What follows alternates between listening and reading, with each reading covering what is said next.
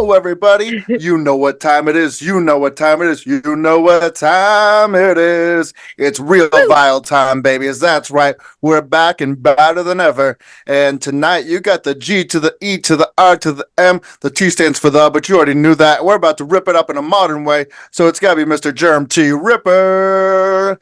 And of course, you got the notorious, the infamous, the Prime Minister, the sinister, Mr. Ruthless Chris. Ruthless Chris, tell these people what's really going on.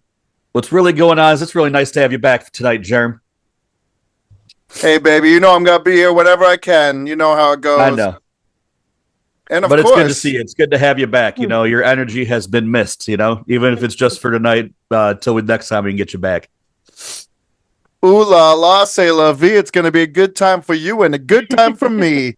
And we got the Tower of the Hour, the Princess of Power, the Killer, Kelly Miller. Killer Kelly, what's really going on, baby doll?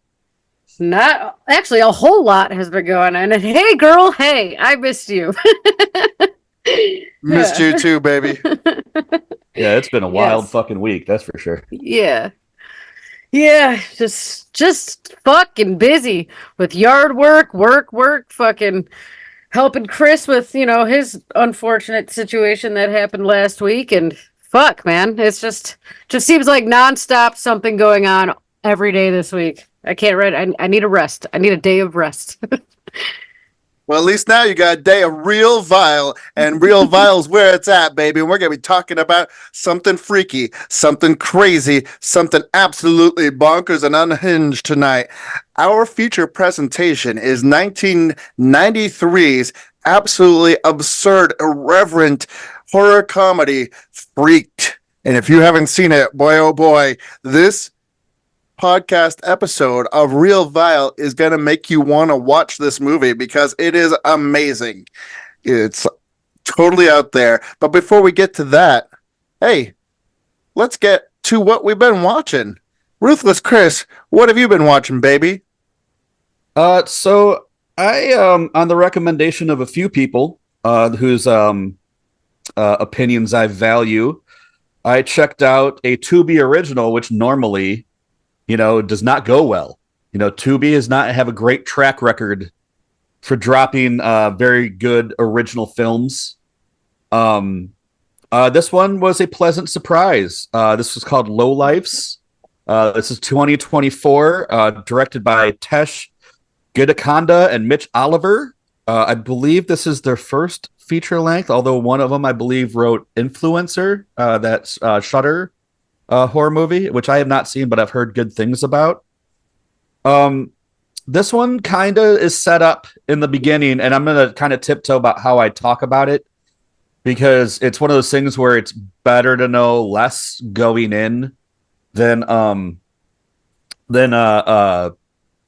of what's really going on. There's some twists and turns that give it a little bit more life than you would expect when you were first going into this thing, but what you have is a setup that you've seen a million times, and I think that's the kind of trope that they're kind of trying to build on with this thing is where you have what seems like a well-to-do family in a very expensive RV, and they're out camping and having a barbecue out in the country, and they run into a couple of threatening hillbillies that kind of are messing with them a little bit, and they kind of run what they feel maybe a foul with them, but they can't tell if that they're being paranoid or if maybe there's something wrong with these people. They don't want to be trusting because something seems really off, but they also don't want to be dicks to these people. But through a series of incidences, they end up having to stay with these people through the night, and it's kind of what goes on from there.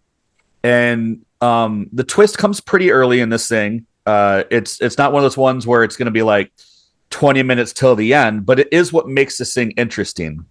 And it is what kind of flips it as opposed to something you may not have seen before. I mean, there is one film I can kind of name that is similar in vein, but I'm not going to do it because it'll ruin the thing. But there's only one that comes to mind. So it is doing something pretty original here.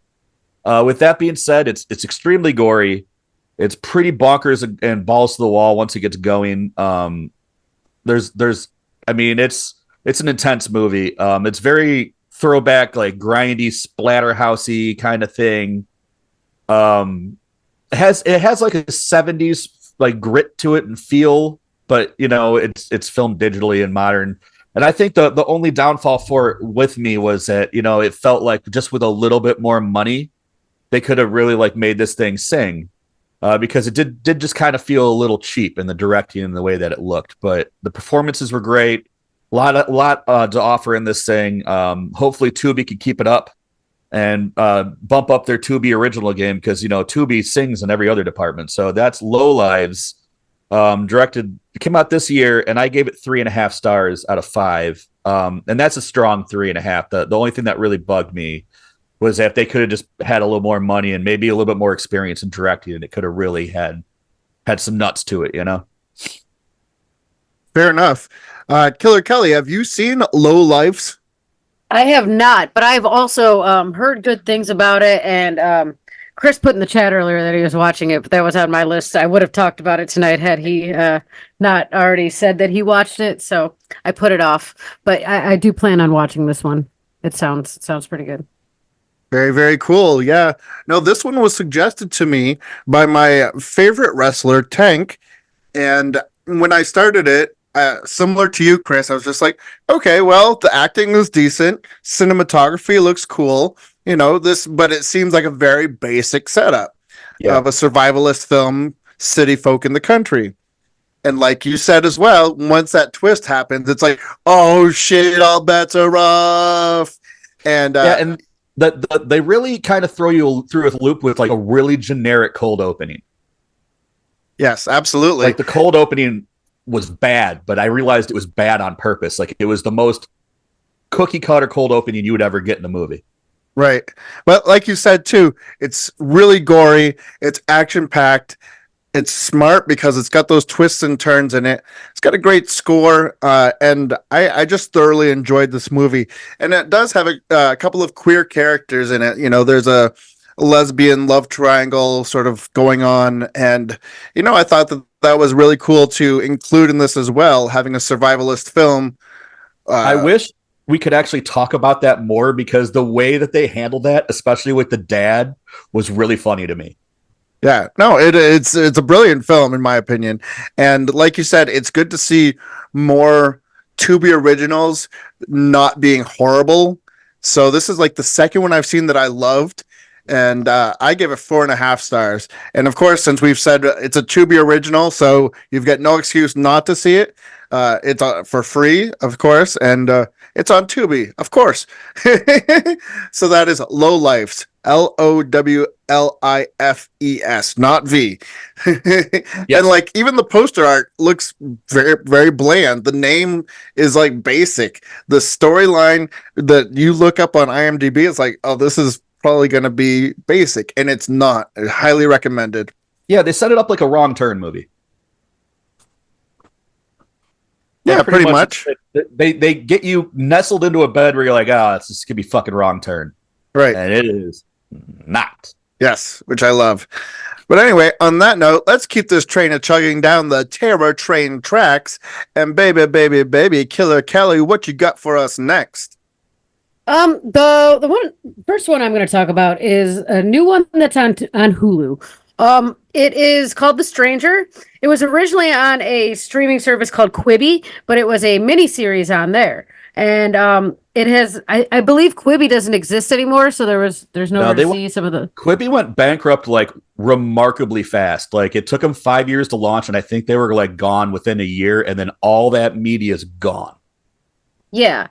So this movie was a miniseries on there, but they have recut what they shot and made it into a film. And this is The Stranger. It stars Micah Monroe, the girl that the main star in It Follows, the main girl in that movie. So yeah, she's basically a rideshare driver for a place called Orbit instead of, like Uber or whatever. But she's a rideshare driver. She's new to LA. She just moved there from Kansas. She's just trying to make some money. She's a writer. She's, the basic Hollywood story, moves to Hollywood trying to get famous. Well, she's driving Orbit one night, and she picks up a rider from this like rich ass mansion, and she starts talking to him, a normal conversation at first, and then quickly she's like, "Oh yeah, what do you do to live in a house like that?" He's like, "I don't even know whose house that is." And then things get real dark when he's like, "Yeah, I just killed the family that's in there."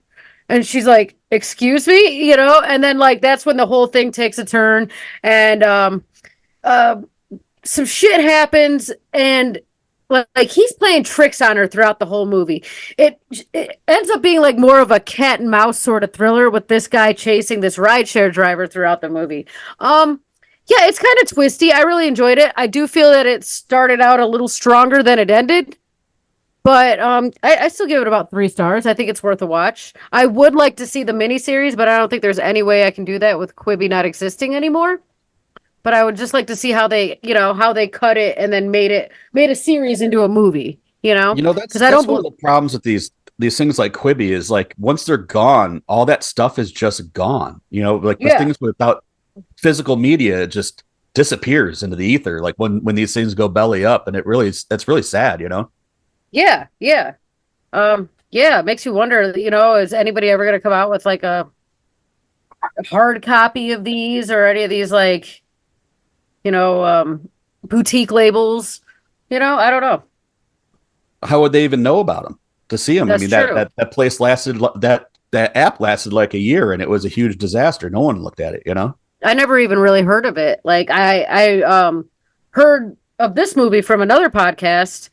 Colors of the Dark was talking about it, and I was like, that sounds interesting. Oh, it's just dropped on Hulu. Okay, but I think it's like 95 minutes long, so it wasn't even average movie, but I think it was worth a watch. I think the acting, the guy that played the serial killer, he was great in this movie. He actually made it kind of creepy in some parts. He did a really really good at his role, as well as Michael Monroe. Yeah. Very, very cool. Yeah, I hadn't heard of this one before. I'll have to check it out. You said it's on Hulu and it's 3 stars? Yeah, I give it about 3 stars. Yeah. I do feel it started out kind of more horror, but then it ended more on the thriller note to me. Hey, nothing wrong with that. Definitely worth a watch. 3 stars from Killer Kelly, talking about The Stranger on Hulu. And before we get to 1993's Freaked, I'm going to talk about a movie that I saw recently, and it is a wild and wacky picture that I wanted to talk about. And it is also a Tubi original. I don't know if you guys have seen it or not. It is 2024's Slay. This is a wacky sort of queer horror movie about 4 drag queens that are on the road and they hit up this spot that's supposed to be a legendary drag bar. Well, their booking agent booked them at the wrong bar, and it turns out to just be a hillbilly bar in the middle of nowhere. But not only that, it's also a vampire bar. Well, vampires are like lurking outside. It's not a vampire bar, but this eventually boils down to Priscilla, Queen of the Desert meets From Dusk Till Dawn on a micro budget. And when I first started this movie, I'm like, I'm going to hate this. It's like too over the top, like gay. And I mean, I am a homosexual myself, but, sometimes things are a little bit too much for me. But this, like, as it progressed, I liked it more and more and more. It's just fun and funny and gory, and it's got a great message. If you like Priscilla, Queen of the Desert, and you like From Dusk Till Dawn, you're gonna love Slay. And I think I'm just gonna check to make sure, but I'm pretty sure I gave this like 5 stars, maybe. I gave this 4.5 stars, and like I said, this is another Tubi original, and so you've got no excuse not to watch it because hey, Tubi's for free and it's available to everybody. It's on Tubi, of course. Slay 2024, 4.5 stars. Have you guys seen Slay? Have not. Have not. No, I have not either. No. Yeah, it's a charming film and lots of fun, funny, gory, over the top, and wacky. just like I like it. But all right, let's keep the terror train chugging along. Choo choo. Ruthless Chris, paging Ruthless Chris. What you got next for us, baby? It'd been a while since I watched a good kaiju movie, an old one, because Godzilla -1 I did watch recently and I love, but I watched Gorgo, 1961, directed by Eugene Laurie. This one was a lot of fun. I had never seen this one before, and unlike most kaiju movies, this was not a Japanese production. It takes place partially in Ireland and mostly in London. But what you have is it's set up in the beginning a little bit like King Kong, where you have like kind of a fishing city, and there's this myth of this dragon that lives under the water, and eventually it comes out of the water and attacks their village, and they're able to get rid of it by that they all just start picking up firewood and whipping it at them.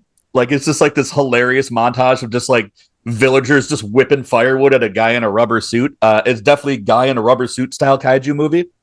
And it backs off into the ocean. So they chart an expedition to go catch this thing, and they catch it, and then they put it on a boat and they ship it off to London, and they put it in a zoo, kind of like King Kong. They take it to the big city, and it gets loose. They catch it again. Well, come to find out, this is just the baby. And the baby is like 1/10 the size of the big boy. And because they took its baby, the big boy comes, and this thing is like 300 feet tall. And the rest of the movie is it just laying waste to every iconic London, like Big Ben and the fucking bridge and all that. This thing's a lot of fun, a lot of cool model work. It's pretty convincing for the year it was made.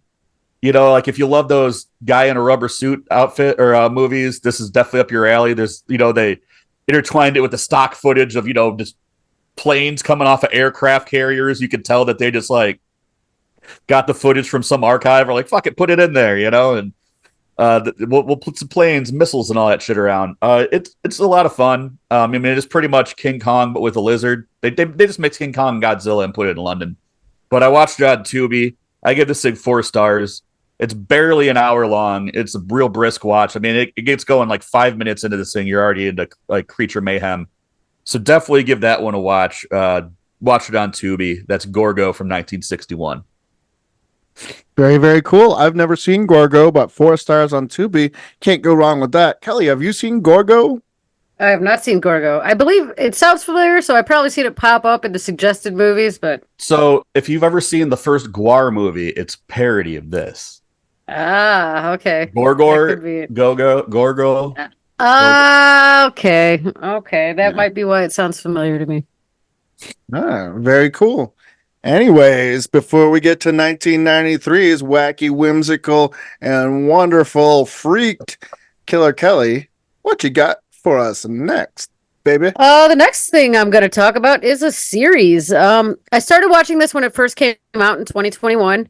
I don't think I finished it then, and they just now released season 2 on Amazon Prime. I'm talking about Them. I'm about where I was when I left off the first time, so I'm not completely through the first season, but this fucking series is great. Apparently, the entire series is going to be a limited anthology series that explores terror in America. The first season takes place in the 1950s. There's a black family with a pretty traumatizing past, with the wife at least. They move into East Compton, which at the time in the 1950s was a very nice white neighborhood, and they deal with a lot of racism when they get there. I don't want to get too much. The husband is an engineer. He's dealing with a lot of racism at work, especially in the 1950s. Like, oh, why is a black man working in these offices and that sort of thing? People in the neighborhood are just like setting up on their lawn. But then this takes like a really disturbing kind of supernatural turn at times. There's like a paranoia feel to it. It very much, At first, when I first started seeing, or when I first started watching it a couple years ago, I thought for sure that it was related to Jordan Peele's Us in some way. It very much has like strong tones of that, as well as Get Out. Like you can definitely see the influence. I'd say more Us than Get Out. But yeah, it's highly disturbing when they start going back into the past with the wife, especially in episode 5. All I'm going to say is cat in a bag. And if you've seen that, you'll just be like, "Oh, holy fuck, that scene was fucked."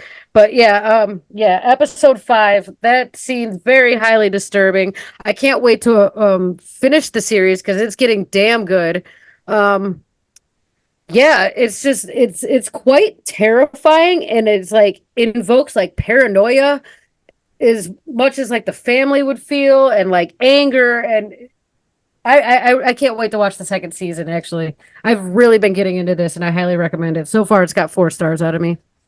4 stars on Amazon Prime. Them. Yep. I tried watching the first season. I couldn't really get into it.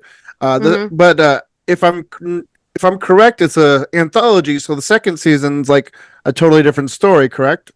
I haven't got there yet, but that's what it's looking like from what I've been reading. Yeah, I think they're doing like what American Horror Story did, where like each one's like Okay. a contained story, and then they start over after every season. I will update when I get to season 2, but as of right now, I'm thoroughly enjoying season 1, and I would recommend it. Nice. Chris, have you seen them? I have not finished season 1.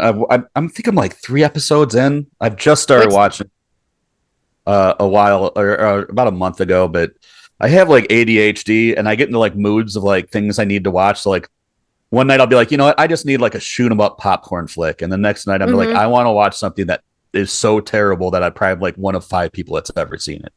So you know, like unless it's a show that really grabs me and forces me to watch it, sometimes I just pop in and out. But yeah, I really liked what I saw. Apparently, I haven't looked into this. It's just what I heard, so I may be wrong in this. But I guess there's some really high name directors behind this thing too in the horror world, so that have helmed some of the episodes. So yeah, I would recommend it. I'm not as informed as she is on it. Yeah, I could be mistaken, but I thought Jordan Peele helped produce it. That's what I thought I remembered hearing, but I looked it up today because I was like, was that true or am I just delusional? No, but the creators of it did say they were very influenced by Us, and you can definitely see the influence. Okay, maybe I'm thinking of Lovecraft Country. I think maybe he had a hand in that. I think he did. Well, very, very cool. 4 stars for them on Amazon Prime from Killer Kelly Miller. And before we get over to Freaked, I'm going to talk about another movie I watched recently. Now, this one, it wouldn't necessarily be considered a horror movie, although I found it quite terrifying while watching it.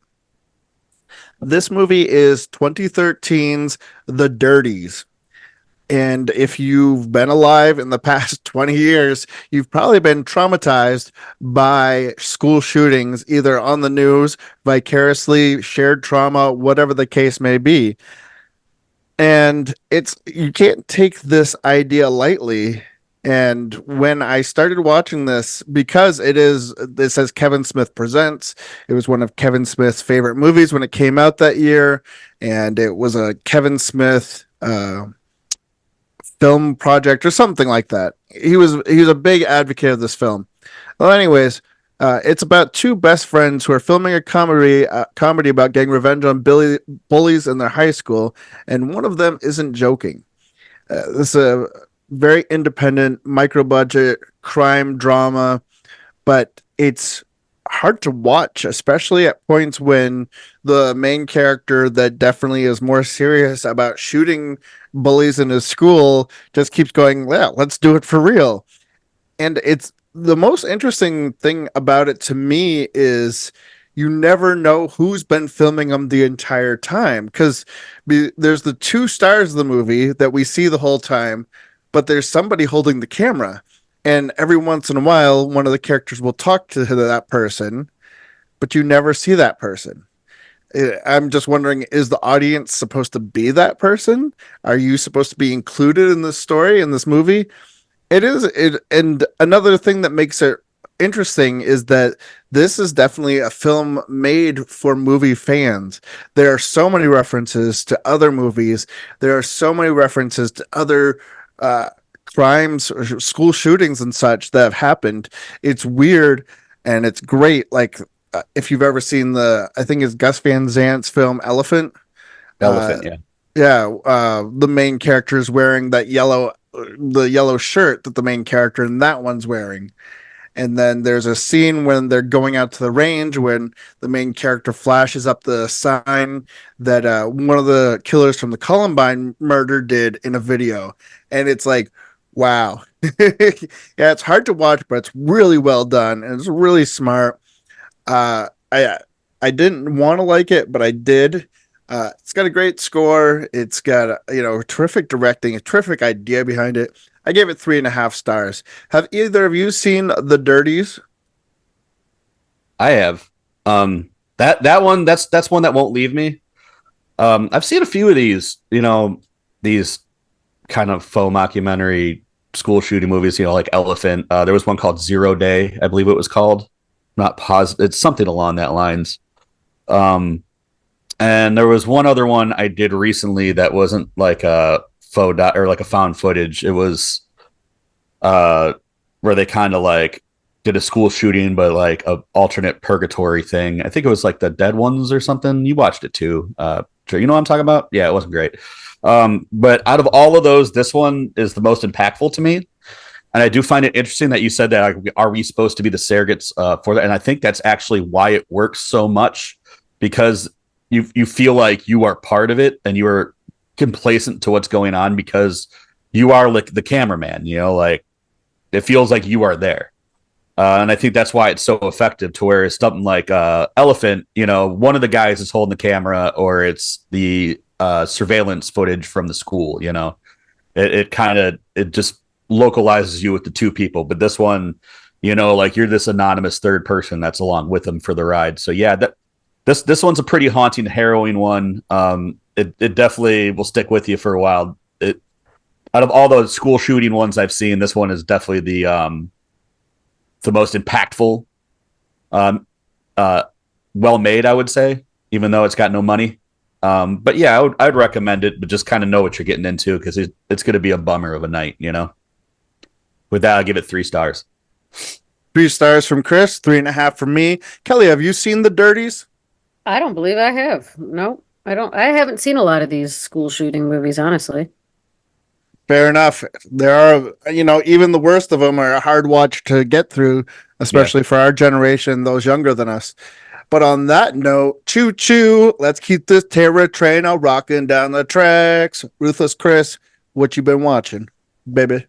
The last one I'm going to talk about was something I rewatched. I've seen this like a lot of times. It's a personal favorite of mine, but I think it's something that's really overlooked by horror fans. I think it's like something that wasn't really appreciated when it came out, and I think it needs to really find a broader audience, because I think it's a really fantastic movie, and that's Frailty, 2001, directed by Bill Paxton. Yes, that Bill Paxton. He only directed 2 movies in his life, one about baseball and this. And I would consider this more of a religious horror thriller. It definitely has more of like a thriller element than full-on horror to it. But what you have is, and it's got a star-studded cast for the time. I mean, a lot of these were before they were real famous, but it has Bill Paxton, has Matthew McConaughey and Powers Booth in it. All 3 are actors I enjoy. Matthew McConaughey, give or take. Some of his stuff I really like. Stuff like National Treasure or whatever. Like a lot of his popcorn flicks I give a fuck less about, but he does make some interesting stuff here and there. But what you have is Matthew McConaughey walks into a sheriff's office. The sheriff is Powers Booth, and he starts telling him the story of like his childhood. And there's somebody that's known as the God Hand Killer, and he's like, I know who this person is, and I'm going to explain this story to you. And he starts unraveling that it was his father, and his father believed that God was talking to him and that was pointing out devils on the planet and telling him that he needed to cleanse the planet by killing these devils with this holy axe that he'd give them. So he would abduct these people And he would do Matthew McConaughey is the adult version, but when he's telling the story, him and his little brother are kids that are one's help like fully like believing this is real, and the other one's like, all right, this is kind of fucked up. So he's kind of unraveling the story of that how like his dad believed that that God was talking to him and that there were demons among us, and he would abduct these people and take them to a shed and he'd murder them with an axe that he believed was given to him by God. It's very dark, but it's super well done. The acting's phenomenal. It's told in a very interesting way where it's keeps jumping through like him telling the story in modern times and then going back to like what he's talking about, and then like they'll be talking while they're on the road going to where the bodies are buried. He's basically like uncovering the crimes for him and what happened to his dad and all that. With that being said, I think this is a tremendous movie. It's done without a lot of money, and that doesn't affect it at all. It feels like a big movie, even without the giant budget. And I wish Bill Paxton would have made more horror movies in general, because this was just fantastic. Like, the directing in it was fantastic, and everything about it was great. And he also stars in it too. He plays the dad, so he directed it and starred in it. With that being said, I gave this thing 4.5 stars. I rewatch it every couple years, ever since I first saw it when it came out in 2001. So, I mean, I probably watched this thing like 10 times. It's a comfort movie for me that I could always kind of go back on and just put it on and enjoy. So I would highly recommend it. I'm not sure where it's streaming. I'm trying to look now. I'm not sure if it is streaming anywhere. I have a Blu-ray of it. I just pop in when I'm ready to watch it. From the looks of things, I don't think it is streaming. That is a shame, because this is a movie that I feel like everybody should see. Kelly, have you seen Frailty? I have. It's streaming on Tubi and Roku, by the way. It says on IMDb. Oh, it's on Tubi. All right. Yeah, it's been quite some years, but I haven't even thought about this movie until Chris put it in the group chat earlier. I was like, "Oh fuck, that is a good one." No, I might just seeing that it's on Tubi. I might actually fucking revisit this one tonight. Yeah, I give this one 4 stars. It's a great movie. Absolutely, it keeps you, like, edge of your seat from beginning to end. It's one of those where it keeps you fucking immersed in it. Yeah. Yeah, it's a super smart, like really imaginative, almost a film noir, it's a film noir, but definitely a horror film, and it's so unique and so different. And I remember when it came out in 2001, it wasn't a time when everybody had smartphones and everybody was on social media, so there wasn't any talk of it. And I remember my ex being like, "Hey, let's go check out this movie that I read about in the paper, and it's supposed to be really terrifying and really smart." And I was like, "Okay." We went and just blew both of our minds. It was so good. So yeah, I'll give Frailty 4.5 stars. And since it is streaming on Tubi and Roku, you've got no excuse not to watch it. Go ahead and watch you some Frailty. But before we get to Freaked, 1993's wacky movie Freaked, Killer Kelly, one more time, it's the pleasure, please. I watched this one on Shudder. I think it's a Shudder original. Yep, a Shudder original. This is an Unquiet Grave. This one, I thought the concept was decent, but it just didn't hit the mark for me. I found it a little bit boring at times, and it was hard to keep my attention. But anyway, it follows a man, Jamie. A year after his wife's death, she died by a drunk driver in a car accident. Year after his wife's death, he takes her identical twin sister, tells her that, they're going to do a ritual and she's going to see her sister again. Well, little does she know that her body is the vessel that her sister's going to come back in. So, yeah, I like the premise of it a lot. I think the girl that played the sister, the twin or whatever, did a damn good job at like being two completely different people, in the same body. But other than that, I don't know. I thought it was slow at parts, a bit boring. Yeah, it just gets a 2.5 out of me. Like, decent premise. It was all right, but there's not a whole lot there, in my opinion. There's just, 2.5, fair enough. What was this one called again? An Unquiet Grave. An Unquiet Grave.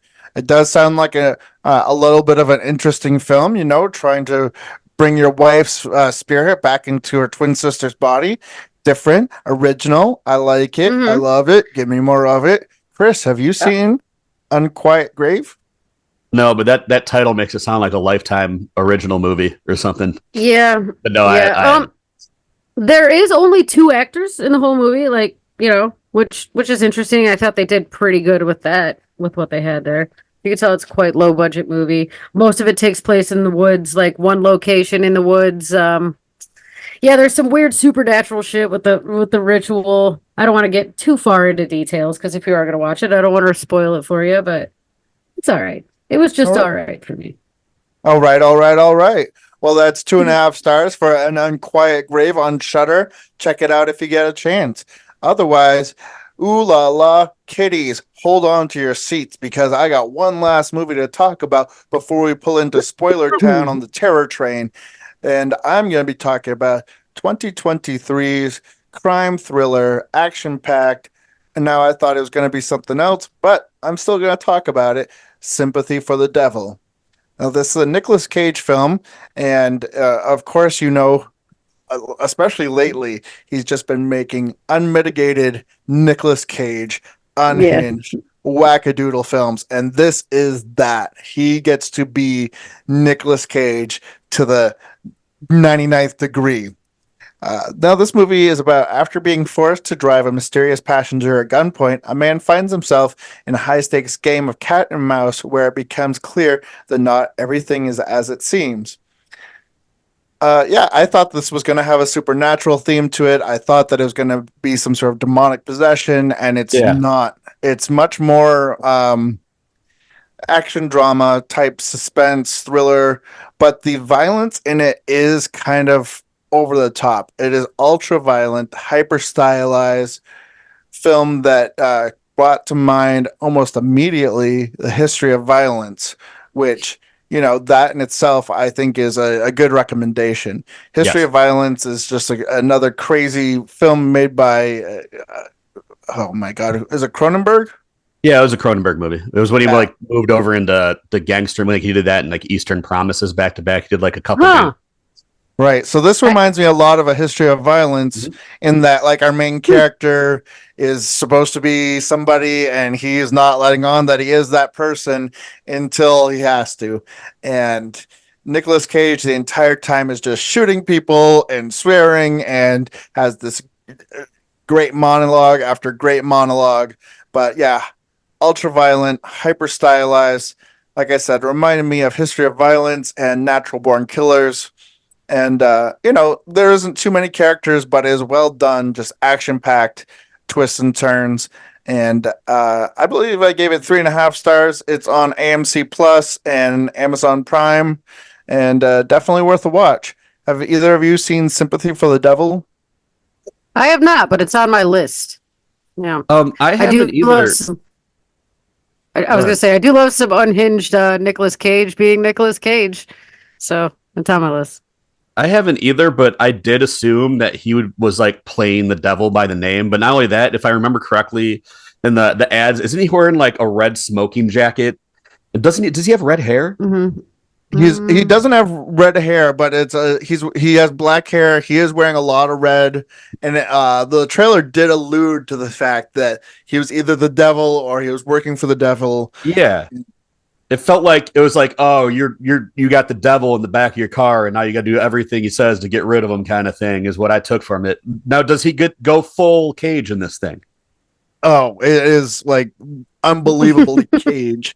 It is the cagiest Cage of Cajun. Perfect. Yes, good. That is worth the watch alone. And all the other actors. Of the storyline, nothing that matters. It's just Nicolas Cage being violent. Nicolas Cage. It's great. I love it. Where did you stream it at?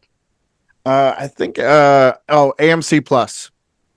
Yeah, because that sounds like it might be tonight's movie for me. After Maybe. I got let down with Shudder. I forget what was the last movie I watched on Shudder, but I was just like, oh my god, this movie's so bad. And I went without it for a while, and then people are talking about this movie or that movie. I'm like, you know what? Instead of just getting Shudder, I'll get AMC Plus. And so now I'm happier with that service, having Shudder and all the movies. that are associated with AMC Plus. So Yeah. it's a good trade off. But with that being said, we're pulling the terror train into Spoiler Town. Pulling the terror train into Spoiler Town, and we're talking about. And now for our feature presentation. Alex Winter, Freak. Tom Stern, 1993, completely wackadoodle, freaked. Holy guacamole. This movie is completely absurd. It's Silly as irreverent. shit. And I love this movie. I love it so much. And every time I go back and I revisit it, I like it even more because I remember when I saw this as a kid when it came out. I think I was 14 or 15, and I'm 100% positive I didn't get all the jokes. Yeah. As an adult, I don't not only get the jokes, but I appreciate them a lot more. Now, if you haven't seen Freaked, it's about a vain actor, his best friend, and an activist end up at a mutant freak farm run by a weirdo scientist. And that's putting it mildly. Guys, talk about Freaked. This is something. So originally, we were supposed to do all of Leprechaun, and that was supposed to be a punishment to Kelly for making me We do still all will. we'll still get to it. I just figure I should address the elephant in the room for the people that were looking forward to that. It was a rough week. I ended up having to put in a pet down, and then I am currently getting over a respiratory infection. And we found out Germ was able to make this episode, so we decided to scrap that. And I suggested Freaks because ever since we did the episode on Destroy All Neighbors, I have been itching to revisit this movie because there is a little bit of that element to Destroy All Neighbors.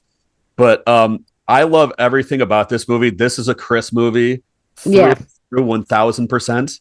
I like monsters and fucking practical effects and slime and goop and dumb humor. Like this thing is a joke a minute. Like, it's one of those things where I pick up on new ones every single time I watch it. And some of the dumbest ones are some of my favorite. Like, where he's like, we're not supposed to have those. And he's like, I'm not supposed to have these either. And he just holds up 2 Ramada towels. Like he stole towels from a hotel room.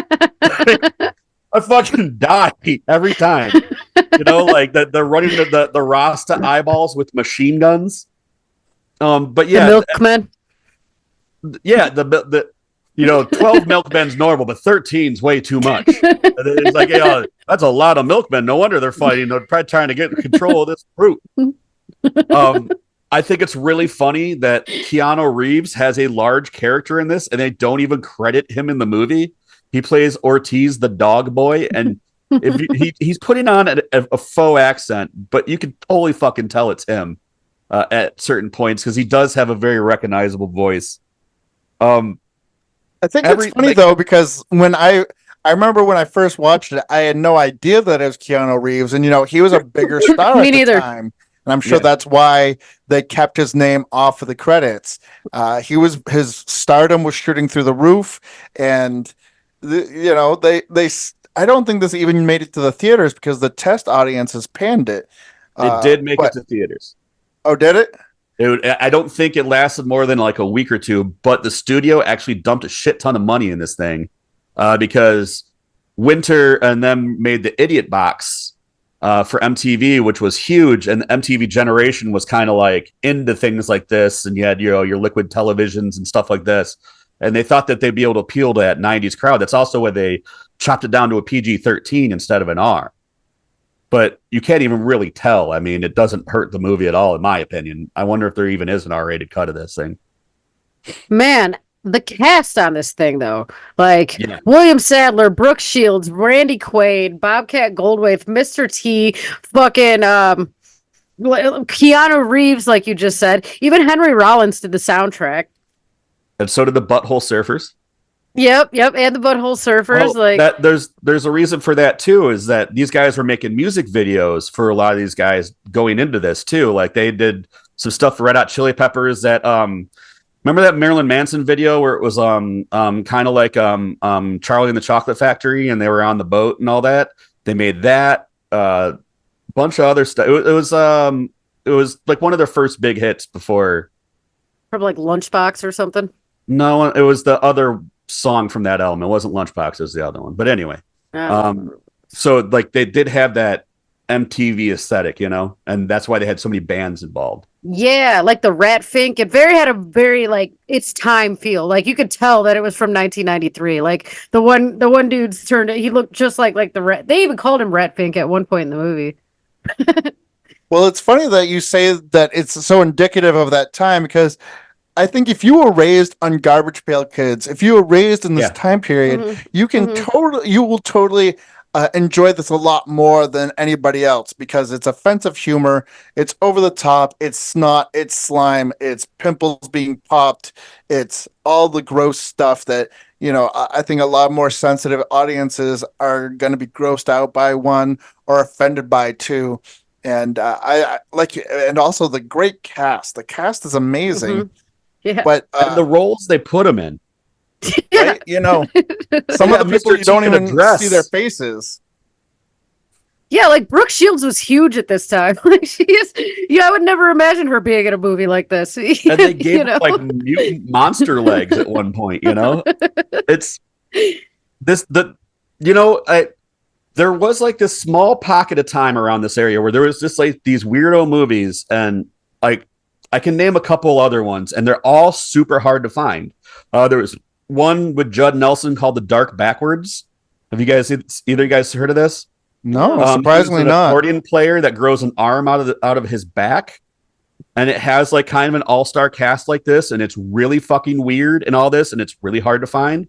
And also there was one called The Naked Man, which was similar to a Coen Brothers style movie where Michael Rappaport wore, remember Mr. Goodbody, where he had the suit where you could see his innards? He was a pro wrestler that wore one of those outfits, and his parents owned a pharmacy, and they got shot up by a guy who dresses like Elvis. It's like a period piece. And he goes and murders the fuck out of all these people by doing chiropractic and wrestling moves on them with Keira Knightley.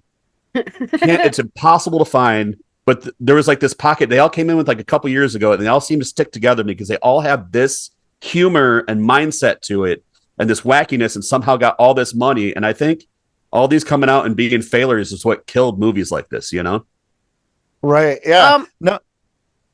I was gonna say if you didn't like Spaceballs, like this is it's kind of like the same sort of but so much more. I don't know. I just see it like Spaceballs on fucking Adrenaline or something. I would say Trauma done by MTV. Okay, yeah, it's extremely Trauma. Yeah. It's extremely Trauma, and the original title was supposed to be Hideous Mutant Freaks. Yeah. And if you ever watch the TV show Toxic Crusaders, Toxie always referred to himself as a hideous mutant monster of superhuman size and strength. So I kept thinking when this was being advertised that it was some sort of Trauma connection, because even thinking about the Toxic Crusaders, there was a two-headed character that was like a scientist and a skateboarder. So there was different people. There was a guy with a giant nose. There was a wolf. The nose guy, yeah. So there was a lot of commonalities. And then the direction also reminded me of I can't think of his first name, but Danny Elfman's brother, who did Forbidden Zone. So the direction, I think his name is Ralph. Ralph? It's something. It's the other Elfman. He did Shrunken Heads for Full Moon too. Yes. So there's a lot of interesting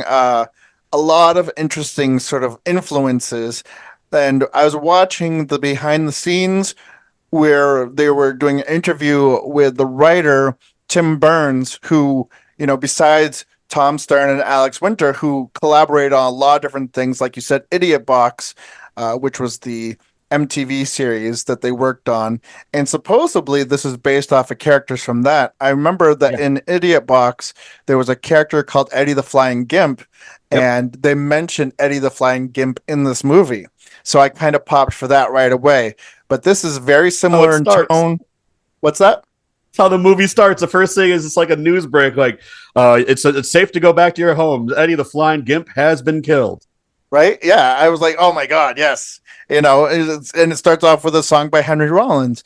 It's so imaginative and wacky. And when they were doing the interview with Tim Burns on the DVD extras, he was saying how that this was supposed to be influenced by Mad Magazine.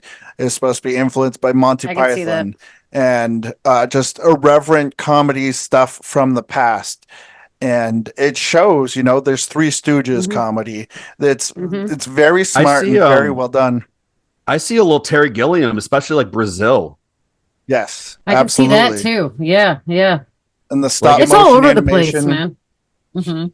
Yeah, all the stop motion animation remind you of that sort of thing too. But there is also an homage to Ray Harryhausen in one of the scenes when they're changing monsters really quick. It stops, and he's the Cyclops from Sinbad's Seventh Voyage, I believe it is. Yes, and then at one point it's Gumby and the horse, and Gumby's playing himself like flipping Yeah. bird. But the stop motion animation, the special effects, because this had a $12 million budget, where the majority of the budget went to the special effects, the practical effects, the set pieces. Although a whole million of it went to just having Keanu Reeves in it, and he wasn't publicized in being it in at all. But when it was originally being written, I thought was especially interesting fact that it was originally being written as a horror vehicle for the Butthole Surfers to be in. It was supposed to star the Butthole Surfers as like most of the main characters, but that didn't work out that way. But it's great to see Alex Winter starring in the main role, from Bill and Ted's Excellent Adventure, and then the rest of the cast just fills it out, and it's just so smart and wacky and wonderful, and slime filled. It's not terribly gory, but it's goopy. Yeah, it trades in the gore for just barrels and barrels of slime. I think this would make a great double feature with Nothing But Trouble. Yeah, reminds me a lot of Nothing But Trouble, and Kelly's it's one of those films. That. What's that? Kelly's never seen Nothing But Trouble. She would love it. Yeah, that's another one you gotta see then, because it's brilliant in my book. But at the time, critically panned, but over the decades has grown a huge cult following. And I love this movie. Talk about it some more, Chris. What you got to say else about Freaked? This is one of those ones that it's hard to be bored, because there's always something funny going on, no matter if it's the most minute scene. They have jam-packed gags and everything. Like, I like how the evil corporation is everything except shoes. EES, everything except shoes. Like, it's just so irreverent and dumb. And, you don't see a lot of that, at least getting budget. Like, movies like this get made, but they're like friends with paper mache and like a camcorder and $12 making it, as opposed to where they get like Brooke Shields and Keanu Reeves and all this shit in this kind of thing, Mr. T. I also really enjoyed the kid character, like the latcher on that everyone just kept referring to as a troll, and he was just a normal kid with big ears. And like at one point they just chucked this kid out of a fucking plane, and then they set it up as a sight gag where there's like a bale of hay and you think he's gonna be fine and land in the bale of hay, and he just hits the fucking earth and bounces right next to the bale of hay. And then like he's getting like whipped through all the glass doors at all the news outlets when he's trying to spread the story. Like, I can't give this movie enough praise. I really enjoy it for everything it is. Also, it's free on YouTube. I'm not sure why no one's ever picked the rights up, but no like boutique labels ever put this out. There's probably something keeping that from happening, but you can watch it free on YouTube. So that's how we watched it. So just look it up there and check it out. I was happy that I still owned the DVD that came out years and years and years ago, because there was a lot of extras on that I had never delved into, and I figured I'd at least check out some of those extras last night, which I didn't know that it was supposed to be a vehicle for the Butthole Surfers, you know, and I couldn't pick up on all the great soundtrack. And I know that the soundtrack was released on vinyl at one point, but it's sold out pretty quickly. So, I mean, if any boutique labels do hear this, this has got to be put out on a deluxe collector's edition Blu-ray, because the DVD that I have doesn't do it justice. But if you can, just stream it for free on YouTube until then, because it's so funny. Kelly, you got any other words to talk about Freaked?